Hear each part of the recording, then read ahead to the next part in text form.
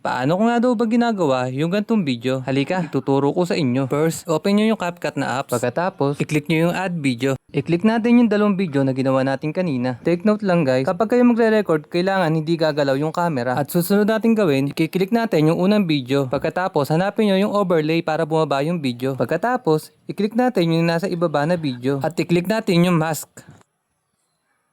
Piliin natin yung horizontal at ganito ang magiging itsura niya. At sa gitna nga natin ilalagay ang guhit na yan. Pagkatapos, kita nyo yung arrow na yun. Yun yung hihilahin nyo para tawag doon. Para medyo lumabo, ganun yung gitna. Para hindi halata. Para hindi halata yung hati sa gitna, ganun.